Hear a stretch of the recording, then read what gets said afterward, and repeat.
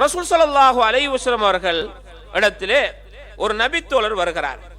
வந்து சொல்கிறார், அல்லாஹ்வுடைய தூதரே, எனக்கு வயசு போய்விட்டது, நான் சில டைம்ல உங்களோட பள்ளிக்கு வந்து தொழுவதற்கு மழை பெய்தால் இந்த தண்ணி ஓடுகிற ஓடை என்னையும் உங்களுடைய பள்ளியையும் குறுக்க இருக்கிறது, என்னால் பள்ளிக்கு வர முடியாமல் இருக்கிறது, நான் அந்த சந்தர்ப்பத்திலே வீட்டில் தொழணும்.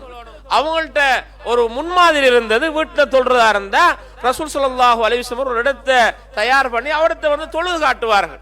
அவர்கிட்ட 2 ரக்காத் தொழுவார்கள். அந்த இடத்தை தான் அவருடைய தொழுகையுடைய இடமாக ஆக்குவார்கள்.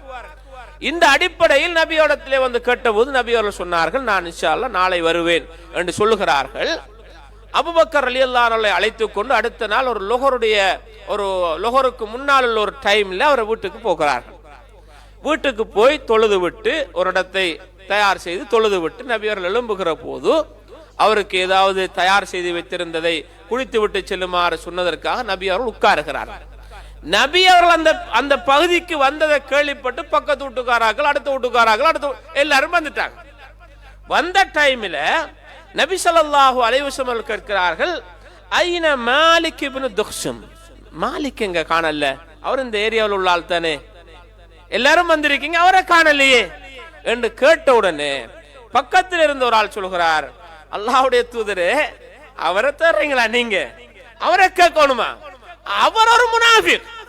நம்ம அப்படித்தானே பேசுற ஒரு ஆளை கேட்டா அவன் வர மாட்டான், அவன்லாம் சும்மா நடிக்கானவங்களோட, அவன் அங்கால கேம்காரன் பேசுற மாதிரி அந்த நபித்தோழர் சொல்கிறார். அவர்ல ஒரு ஆள் சொல்றார், அல்லாஹ்வுடைய, நீங்க மாலிக் இப்னு துக்ஷும கேட்கீங்களா, அவர் ஒரு முனாஃபிக், அல்லாஹ்வுடைய தூதரே, அவரை நீங்க விசாரிக்கீங்க, இன்னும் இவ்வளவு விசாரிக்க நல்லாக்கள் இருக்காங்க என்ற அடிப்படையில சொன்ன உடனேயே நபி ஸல்லல்லாஹு அலைஹி வஸல்லம் அவர்கள் சொன்னார்கள், லா தகுல், அப்படி சொல்லாத, அப்படி சொல்லாத, அலா தராஹு கத் قال லா இலாஹ இல்லல்லாஹ் யப்தகி பிذلك வஜ்ஹ அல்லாஹ், அல்லாஹ்வுடைய திருப்தியை நாடி லா இலாஹ இல்லல்லாஹ் என்ற கலிமாவை மொழிஞ்ச மனுஷன் அவர், அவரை பார்த்து முனாஃபிக்னு சொல்றீங்களே, அப்படி சொல்லாதீங்க என்று ரசூல் ஸல்லல்லாஹு அலைஹி வஸல்லம் அவர்கள் சொல்லிவிட்டு சொன்னார்கள், யார் லா இலாஹ இல்லல்லாஹ் என்பதை அல்லாஹ்வுடைய திருப்தியை நாடி இந்த கலிமாவை மொழிகிறாரோ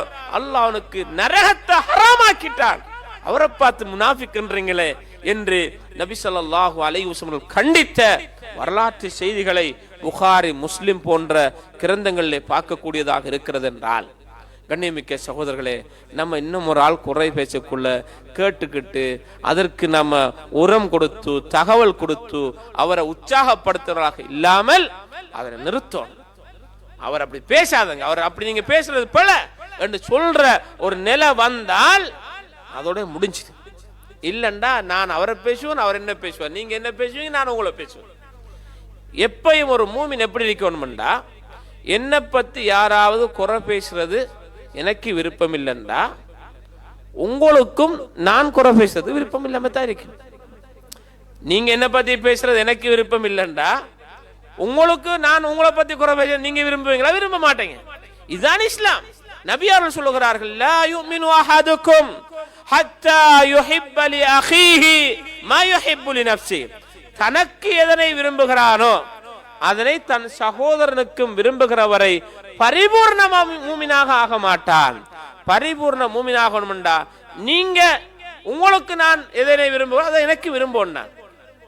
நான் என்ன பத்தி யாரும் எதுவும் தப்பா பேசக்கூடாது, நான் மட்டும் தப்பா பேசலாமா உங்களை, இது என்ன நியாயம்? ஏன்னா இருசாராரும் தவிர்ந்து கொண்டால் அந்த பிழையே நடக்காது. அதனால் தான் நபி அவர்கள் சொன்னார்கள், லா யுமினு அஹதுக்கும் ஹத்தா யுஹிப்ப லி அஹீஹி மா யுஹிப்பு லி நஃப்ஸிஹி, தனக்கு எதனை விரும்புகிறாரோ அதனை தன் சகோதரருக்கு விரும்புகிறவரை அவர் பரிபூர்ண மூமினாக மாட்டார் என்று நபி ஸல்லல்லாஹு அலைஹி வஸல்லம் அவர்கள் கூறிய செய்தியை நாம் பார்க்கக்கூடியதாக இருக்கிறது.